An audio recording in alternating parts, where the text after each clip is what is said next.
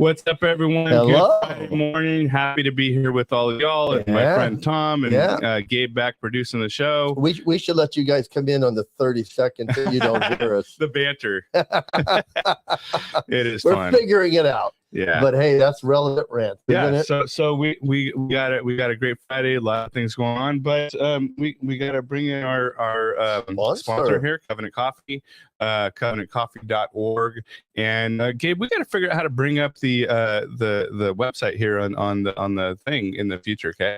But Covenant Coffee, Randy Martin over there does a fantastic job. Makes great coffee, but more than that, they help out emancipated foster youth, provide jobs, training, skills, life skills, all sorts of things. So again, thank you, Covenant Coffee. And if you guys get an opportunity, you're in Bakersfield, go check them out over on North Chester. Otherwise, covenantcoffee.org. Yeah, I'm sitting here putting it in to my Facebook. So go out, like us, share us. We do this because you'd watch us, right, Mike? Yeah, absolutely. So anyway, if you're there, if you're watching us, we do engage with our commenters. So if you guys have something to add, jump in. Yeah, let us know. Larry's gonna like the show today. Maybe. Well, we do have to bring a war update because Israel struck back against everyone saying don't do it. Mike, it's funny. There again. I mean, I'll just take it to a male gender. When there's a beef between you and another guy, it's usually going to happen, isn't it? So Gaza attacked and did horrific. Gaza attacked Israel and did horrific things. Yeah, and they were beasts. And Hamas attacked Gaza. Yeah, Hamas did.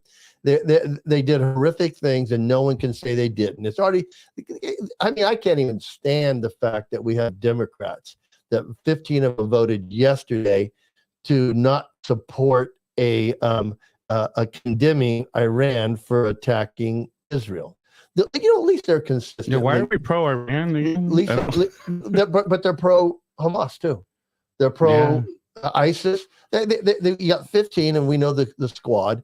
But honestly, but it seems like from the presidential administration down, it's that's true. Pro-Iran, that's right? Well, I'm not sure. Biden wants to lift the sanctions on Iran, but I'm not sure Biden's in charge. Who is the wizard behind the curtain? I think if we enter World War III, which looks like Biden and the squad and the Democrats they're trying to do. Yeah, they're trying. But if you're out there and you're part of that 15, you guys are like, you guys want us to leave. I love it when the movie stars say, we're going to leave. Go. Bye. Bye, Felicia.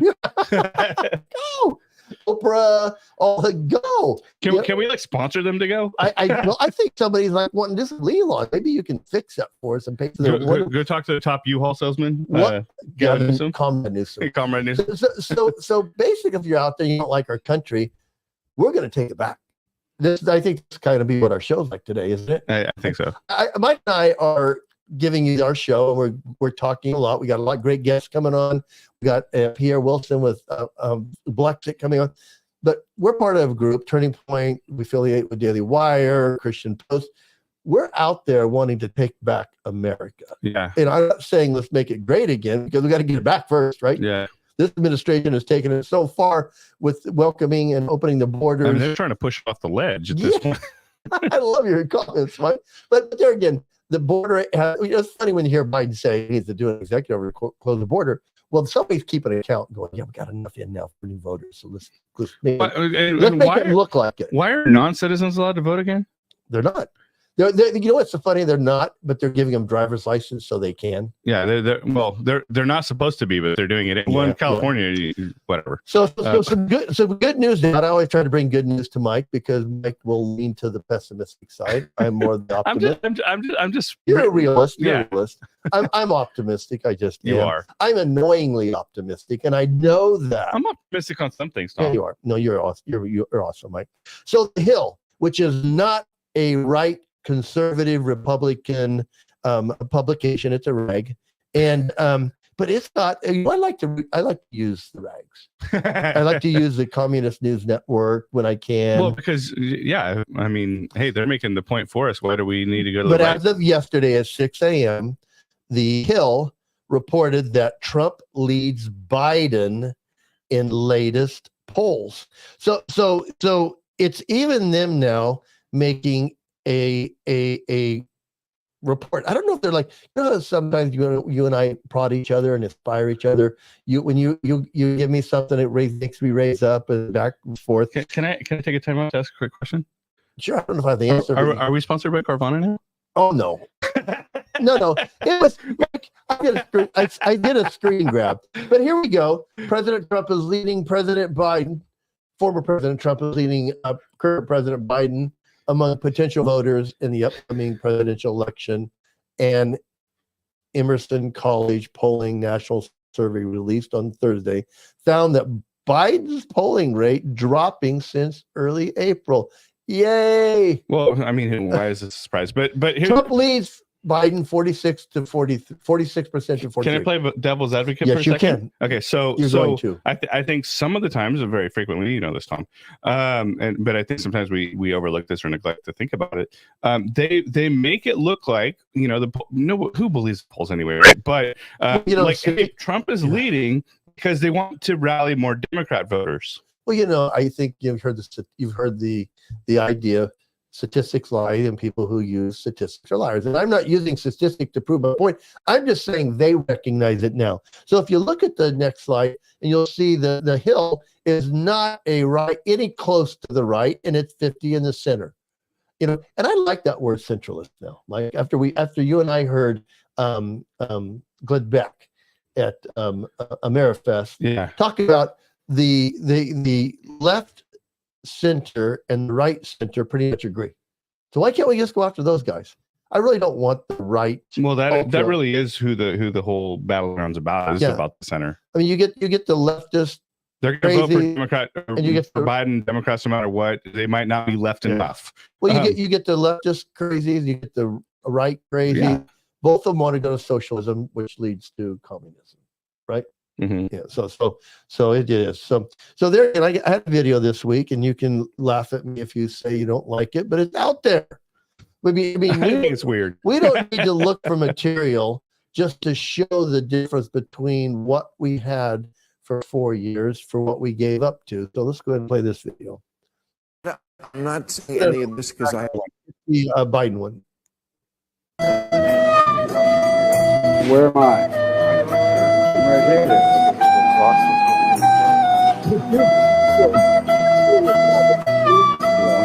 Turn around to the right. Hey, there I go. The poor guy doesn't have a clue. Yeah. But you see the one guy slip in? Yeah. They're like, hey, we can't tell you when it's going to happen, but he's going to have a brain fart. So be ready to sneak in on that. And so there you have that. But then our next slide talks about the Trump trial. So if you go out there, you know, so this is the thing that you and I talked about earlier. So the full Trump jury was seated, and then 2 members were excused. Mike, I'm going to ask you a question. Yeah. Are they going to have a fair trial for Trump? It's not possible. Listen to Michael Knowles. Yeah. The big thing about this. The big thing about the trials is impossible to get a impartial jury, right? Because you're either going to get a juror that's slanted to the right or slanted to the left, and they're in New York City, and they're intentionally in New York City. Yeah. And by the way, something that was pointed out recently, not by me, by the way, and this was the View, Joy, and you know the Whoopi and that bunch, right? They were talking about the group that said they'll move if Trump gets elected. Yeah, we'll help unpack their bags. But we'll start a GoFundMe. But they were saying, oh, you know, this is great because all the black guys are going after Trump. Why are we making this racist again? Well, that's not true either, though. We know that. Yeah. I mean, Trump is having success because the African American community, which were very connected to Turning Point, and then Blexit with Pierre Wilson. We're doing a podcast for Blexit coming up. It's called Pierre Wilson Unchained. So hang in and we'll watch for that. So if you're out there, Trump's making headway into the Black American community because he did. We play plenty of videos on that, and it's just common sense. That's why we're getting so many South Americans in, because even Candace Owens said they're replacing us because they voted Democrat for 60 years. I guess they're waking up. Yes, they're finding out. Did you see that Trump went to Harlem during the middle of his trial, and they were all chanting 4 more years for Trump, and it was full of like almost entirely black people. So there again, I trust anybody that looks at this thing from a very unbiased perspective. You're going to lean to Trump. But again, going back, how is it possible to get a impartial jury? If you are competent, which that's the only people that would not have an opinion on Trump is someone who's incompetent. Biden, even Biden has an opinion on Trump, but you're going to have an opinion one way or the other. And so, how are you going to do? And this is part of the reason that up until they decided that this was now a banana republic, that they weren't going to prosecute presidents. Because you can't get an impartial jury. It's impossible. Well, but guess who is gone outside the lines? The Democratic liberal cities, states that want to change the rules without changing the rules. They just go against it. So I love it. And if you notice me, I mean, I'm not a fan of this, but I love what he says. We got a clip from Bill Maher I want to jump into. Canada, I'm not saying any of this because I enjoy it. I don't, because I've always enjoyed you. But I need to cite you as a cautionary tale to help my country. And the moral of that tale is, yes, you can move too far left. And when you do, you wind up pushing the people in the middle to the right. At its worst, Canada is what American voters think happens when there's no one putting a check on extreme wokeness. Like the saga of Canadian shop teacher Kayla Lemieux, whose pronouns are she, her, and those. Isn't that ridiculous?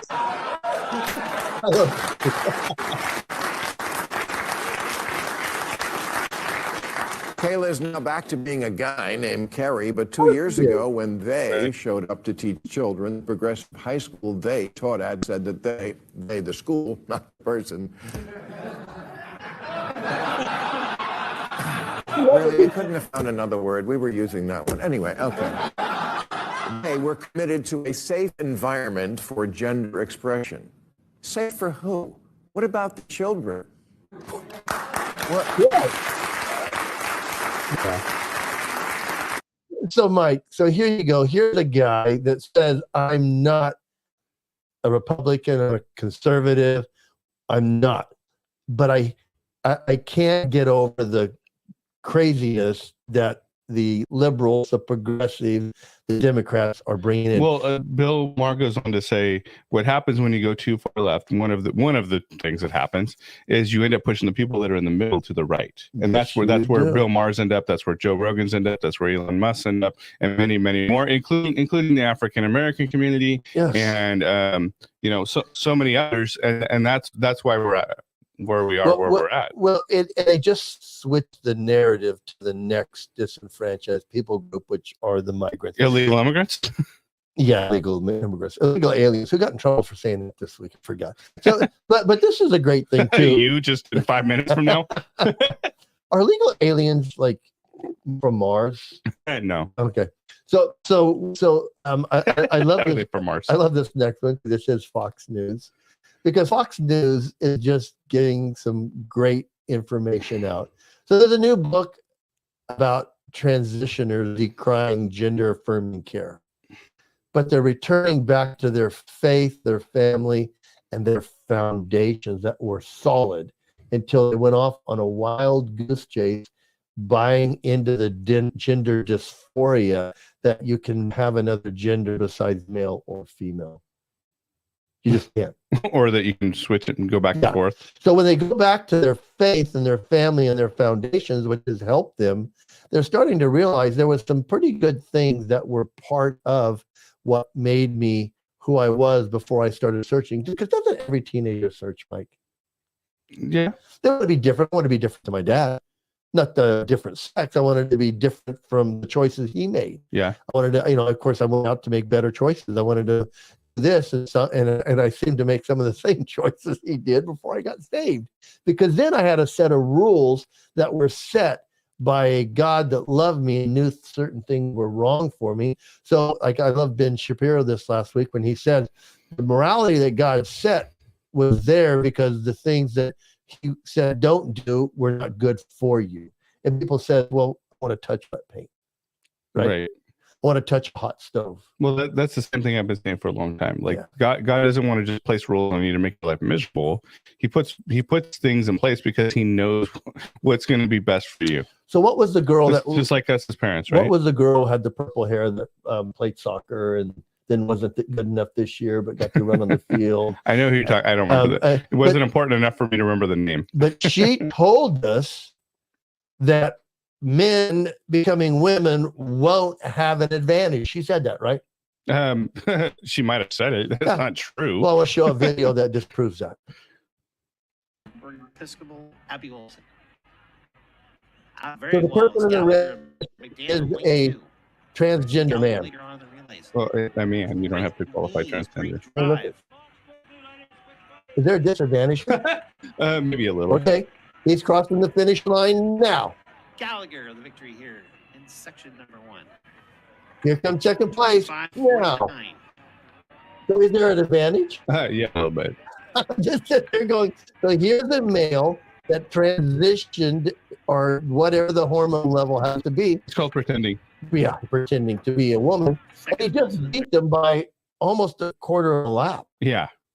So it shows when men get through puberty, or even just men in general, we have a denser bone structure, we have the hormones.